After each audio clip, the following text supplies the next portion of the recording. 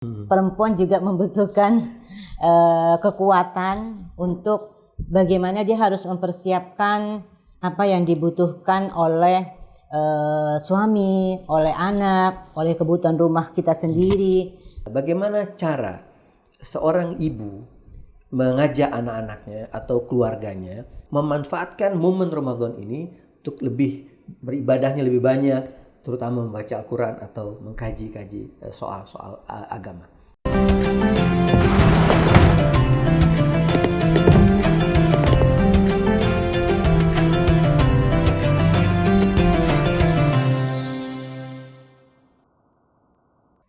Bismillahirrahmanirrahim. Assalamualaikum warahmatullahi wabarakatuh. Sahabat dan mustadafin, ketika kita memasuki bulan suci Ramadan, tentunya rumah adalah tempat yang paling indah. Dalam percakapan orang mengatakan rumah adalah surgaku, baiti jannati. Nah, kali ini kita akan sama-sama mengajak sahabat dan mustadafin untuk berbicara tentang peran rumah di dalam menjalankan ibadah puasa. Ya, telah hadir bersama saya Ustazah Nur Hayati. Assalamualaikum Ustazah. Waalaikumsalam warahmatullahi wabarakatuh. Alhamdulillah sudah menyempatkan diri di tengah kesibukan Ustazah yang Masya Allah kesana mengajar dan berdakwah, masih sempat untuk di bulan suci Ramadan ini berkunjung ke Danam Mustadafin. Ustazah, umumnya orang ketika berpuasa ini kan sahurnya di rumah, umumnya sahur ya. Kalau buka biasanya ada undangan Ustazah ya. Kalau undangan sahur belum ada ya. Ini, nah biasanya kan seorang ibu, seorang istri itu tugasnya bertambah banyak. Kalau dulu sebelum puasa bangunnya ya menjelang subuh. Kalau sekarang dia harus bangun tengah malam untuk ini. Nah, kira-kira menurut pandangan Ustazah, seorang istri atau seorang ibu dalam menghadapi bulan suci Ramadan itu seperti apa? Baik Ustadz, pertama-tama izinkan saya menyapa teman-teman dan sahabat Danam Mustadafin. Assalamualaikum warahmatullahi wabarakatuh. Sahabat dan teman-teman Danam Mustadafin di mana saja Anda berada. Baik Ustadz, memang kalau kita perhatikan bulan Ramadan itu dari satu sisi adalah bulan yang penuh rahmat, di mana kita semua harusnya saling menyayangi antara satu dengan lainnya. Kemudian bulan Ramadan itu juga harusnya lebih membina diri kita untuk memiliki empati yang besar. Nah, empati itu harusnya tidak hanya untuk kita keluar. Akan tapi kalau kita perhatikan dari satu sisi bahwa pekerjaan perempuan seperti yang tadi disampaikan lebih banyak. Nah, sementara kita diperlukan untuk memanage energi kita. Perempuan juga membutuhkan kekuatan untuk bagaimana dia harus mempersiapkan apa yang dibutuhkan oleh suami, oleh anak, oleh kebutuhan rumah kita sendiri. Nah, karenanya dengan demikian maka diperlukan adanya kerjasama antar ayah, anak, dan ibu, sehingga pekerjaan yang bertambah menurut saya kalau bulan Ramadan itu harusnya kita menyiapkan makanan yang mungkin biasa-biasa saja, tetapi untuk menarik perhatian anak-anak kita, keluarga kita, paling tidak kita akan berusaha untuk menyiapkan yang terbaik ya. Betul. Untuk iftar, untuk sahur. Karenanya menurut saya sebaiknya anggota keluarga itu tidak hanya membebankan pekerjaan ini kepada ibu saja. Paling tidak ayah juga membantu pekerjaan ibu.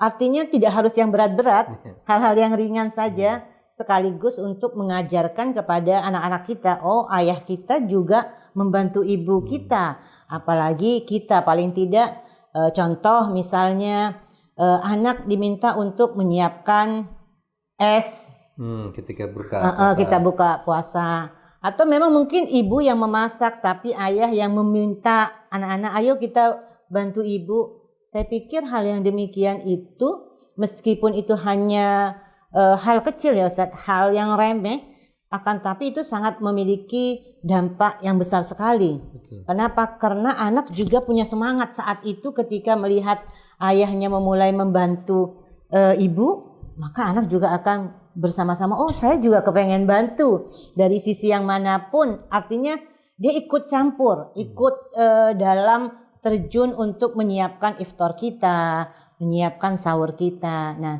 menurut saya itu di samping mendidik anak juga mengajarkan kepada mereka empati itu, bahwa kita juga harus punya rasa kasihan sama ibu kita yang memang sudah merelakan waktunya di saat kesibukannya untuk menyiapkan yang terbaik buat kita.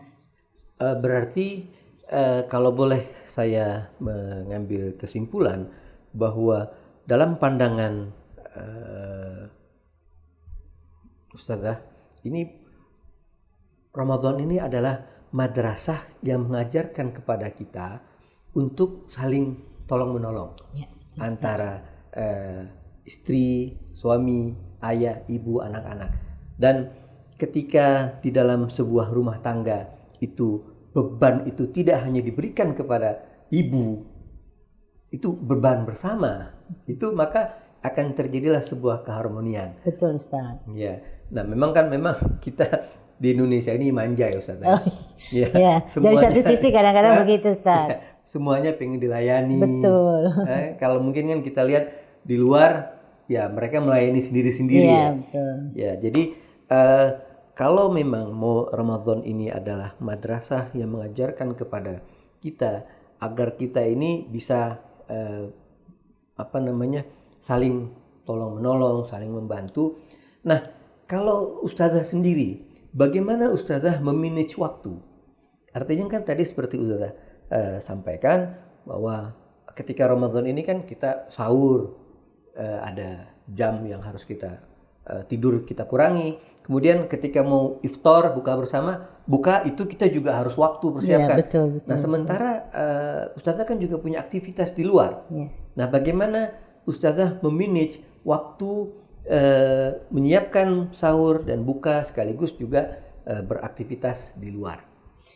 Ya, saya itu membagi waktu saya itu dengan manajemen waktu dan manajemen energi.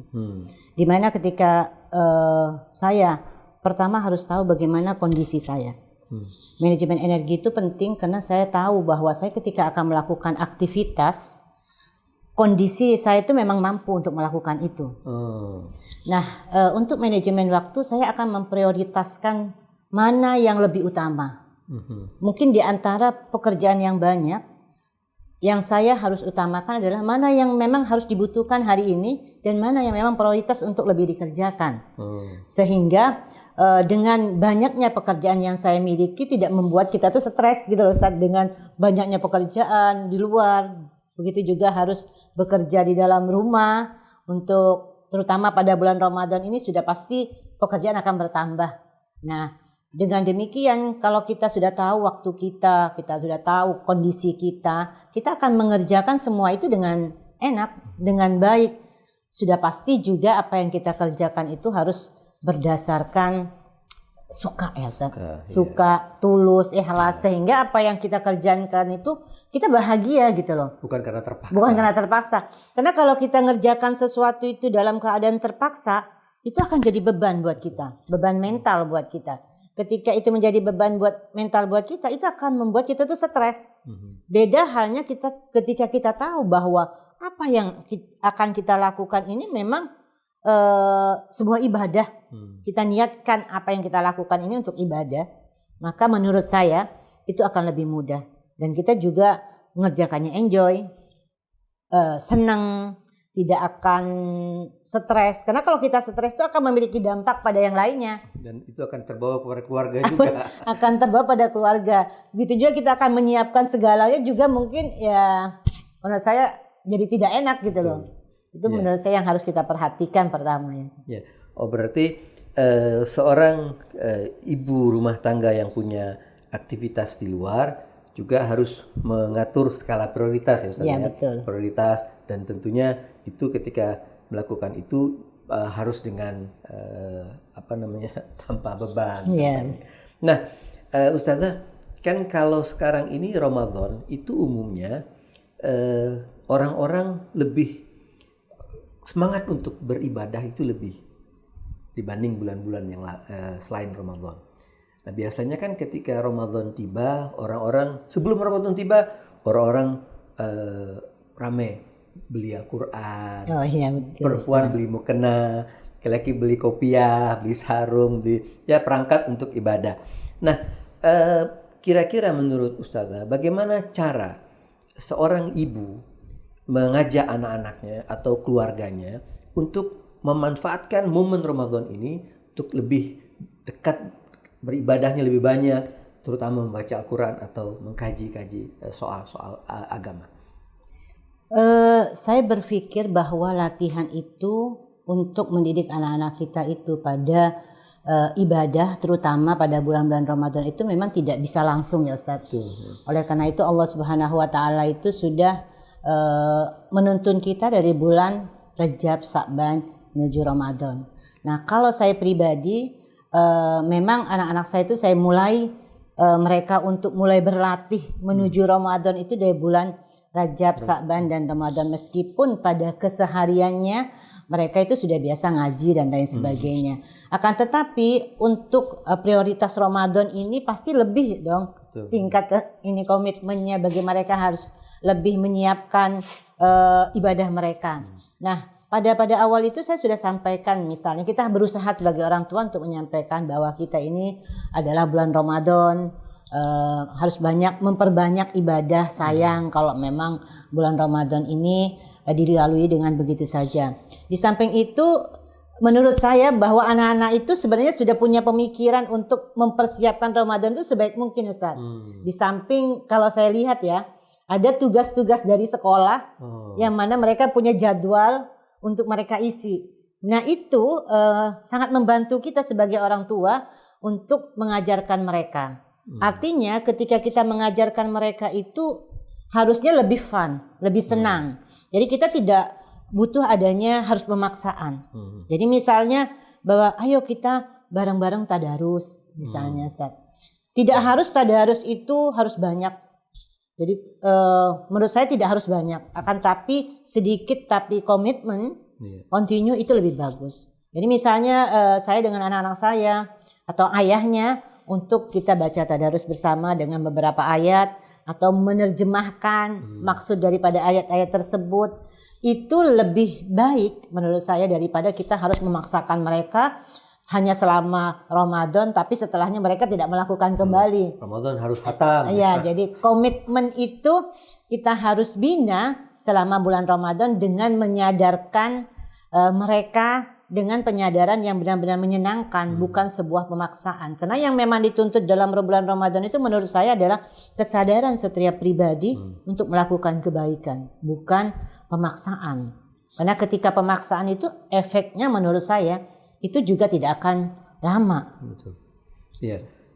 Jadi ada tips buat dari Ustazah Hayati ini bahwa untuk bisa memaksimalkan bulan suci Ramadan ini tentunya ada persiapan ya. Iya, betul. Jangan sekonyong-konyong di bulan suci Ramadan, wah pengen ngaji tapi tidak ada persiapan. Jadi tips yang disampaikan oleh Ustazah Hayati ini bahwa Ramadan itu melalui persiapan di bulan Rajab. Jadi anak-anak sudah mulai. Jadi dia nggak kaget Ustaz, nggak kaget. Ya, orang kayak lari dia langsung sprint ya. Iya betul Ustaz. Jadi Rajab, Syaban, baru Ramadan mereka sudah tidak terlalu kaget.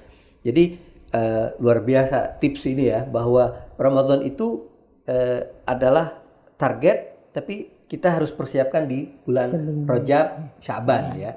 Nah kemudian tips yang dari Ustazah Hayati juga bahwa ini kita jangan memaksa anak-anak untuk mereka harus mengaji, harus nanti sholat ini, sholat itu ya. Tapi yang penting itu mereka menjalankan itu dengan senang. Ya. Artinya kita mengajarkan poin-poin ibadah itu dengan senang, tidak dengan pemaksaan. Ya. Nah sekarang ini Ustazah Hayati banyak anak-anak ketika mereka di rumah itu mereka ya mungkin karena takut sama orang tua. Ya, banyak gitu. Ya, mereka mengaji karena ada orang tua. Mereka sholat karena ada orang tua. Tapi di luar ketika orang tua tidak ada bersama mereka, mereka tidak ngaji, mereka tidak sholat. Nah, jadi kira-kira menurut Ustazah, bagaimana peran rumah tangga mengajarkan tadi kan kesadaran ya Ustazah ya. Kesadaran itu bukan hanya dalam rumah tangga, tapi dimulai dari rumah tangga dan itu juga dibawa keluar. Ya. Bagaimana? Kalau saya berpikir begini Ustadz, ketika anak kita itu melakukan sesuatu itu bukan tanpa kesadaran, maka susah dia akan berdampak membawa dirinya keluar. Saya sampaikan ke anak saya seperti ini Ustadz. Kalian boleh berteman dengan siapapun. Artinya kita tidak bisa menjaga mereka 24 jam atau selama di sekolah. Akan tetapi kita harus bekali mereka itu dengan keimanan, dengan akhlak dan lain sebagainya itu di rumah. Rumah itu menjadi benteng buat kita mengajarkan kebaikan mereka. Sehingga ketika saya katakan kepada anak saya, kalian di luar boleh berteman dengan siapapun. Akan tetapi bahwa kamu tidak boleh terpengaruh. Tapi kamu boleh mempengaruhi dia untuk kebaikan. Nah, hal yang demikian itu adalah dengan apa? Pertama adalah teladan. Teladan dari orang tua. Itu sangat penting. Kita tidak memerintahkan kepada anak, tetapi kita sendiri tidak melakukan. Itu yang susah. Jadi teladan ayah dan ibu itu sangat penting. Bukan hanya teladan ibu saja. Karena anak ini adalah amanat untuk kedua orang tua. Sehingga misalnya pada contoh, anak ayo kita sholat. Fulan kita sholat, tapi kita tidak sholat. Fulan jangan megang HP, tapi kita pegang HP pada saat-saat sholat. Nah itu akan sulit. Tapi sebenarnya anak-anak itu kita ajak ayo. Pada contoh misalnya begini Ustaz. Saya itu suka mengatakan kepada anak saya seperti ini. Coba dong pinjem jarinya. Saya bilang gitu. Untuk apa mama? Pinjem jarinya untuk ngetik hadis. Jadi suatu saat ketika kamu meninggal dan dipertanggungjawabkan semua amal kita, paling tidak jari-jari kamu itu ada yang untuk kebaikan, bukan hanya untuk game. Nah dia dengan senang hati justru senang. Oh iya boleh mah saya ketikin. Nah artinya kesadaran itu yang ingin saya atau orang tua ajarkan kepada anak-anak kita dengan cara yang baik, bukan dengan cara pemaksaan. Karena anak-anak tuh ketika melakukan sesuatu dengan cara pemaksaan, dia juga tidak suka menurut saya, apalagi anak-anak yang sudah sampai usia dewasa ya Ustaz, yang merasa bahwa dirinya aku ini sudah ada gitu loh. Aku ini ada gitu, aku ini sudah dewasa, jangan diperlakukan seperti anak kecil. Nah itu menurut saya lebih efektif daripada kita kamu harus begini, kamu harus begini. Nah selama ini mungkin yang perlu kita sadari sebagai orang tua, kita itu kurang memahami apa sih yang diinginin oleh anak kita. Sebenarnya mereka juga mau mempelajari yang baik. Karena fitrah manusia itu kan ingin kebaikan ya Ustaz. Cuman mereka tidak bisa menerima itu, mungkin cara kita yang tidak benar. Atau cara kita yang tidak mengerti mereka. Sehingga coba kita yang berusaha untuk memahami mereka. Kita yang berusaha untuk mencari jalan bagaimana mereka itu bisa paham. Ya, menarik sekali ya Ustazah. Ini bahwa anak itu dia merekam apa yang dia lihat di rumah. Betul Ustaz. Ketika orang tuanya sholatnya terlambat, anak pun akan terlambat. Betul. Ketika orang tuanya rajin mengaji, anak akan rajin mengaji. Ya. Nah, di akhir ini kira-kira apa pesan-pesan Ustazah terhadap ibu-ibu yang mereka sekarang ini juga aktif bekerja di luar dan juga mereka punya tanggung jawab terhadap suami dan anak-anak. Saya hanya ingin mengingatkan saja terutama untuk diri saya dan bagi para kaum perempuan yang memang mereka memiliki aktivitas selain ibu rumah tangga. Ibu rumah tangga itu adalah pekerjaan yang sangat baik, artinya ladang pahala yang sangat besar. Akan tetapi apabila memang di antara kita ada yang memang dibutuhkan di luar, maka sebaiknya kita bisa mengatur waktu kita sehingga kewajiban kita di dalam rumah tangga juga tidak terlepaskan begitu saja, tidak terlalaikan begitu saja, begitu juga kewajiban kita di luar. Oleh karenanya di saat kita akan memilih-milih pekerjaan, paling tidak kita harus menyesuaikan bahwa kerjaan kita di luar itu tidak akan menghambat kewajiban kita di dalam rumah. Sehingga kita bisa melakukan dua-duanya dengan baik. Ya, terima kasih Ustazah Sama-sama. Hayati. Mudah-mudahan ini bisa memberikan pencerahan bagi sahabat-sahabat Dana Mustadafin. Terima kasih. Sahabat Dana Mustadafin, kita sudah sama-sama menyimak bahwa peran seorang wanita, baik dia sebagai seorang ibu maupun dia sebagai seorang istri, itu luar biasa. Peran yang sangat-sangat sekarang ini langka di dalam kehidupan sehari-hari. Perempuan ketika dia menjadi seorang ibu, dia merasa bahwa terbebani. Sementara ketika perempuan dia menjadi seorang istri juga terbebani. Mereka mengatakan bahwa saya sepertinya tidak bisa beraktivitas di luar. Nah, inilah peran seorang ibu. Bisa perempuan itu memiliki kekuatan yang luar biasa, berbeda dengan laki-laki. Tadi Ustazah Hayati mengatakan bisa beraktivitas di rumah dan juga di luar. Tapi dengan catatan ada skala prioritas. Nah, Ramadan mengajarkan kepada kita untuk membangun rumah ini dengan baik. Karena rumah adalah asas dari sebuah komunitas, sebuah negara. Mudah-mudahan berkat Ramadan ini rumah tangga kita semakin baik dan semakin sukses. Terima kasih. Assalamualaikum warahmatullahi wabarakatuh.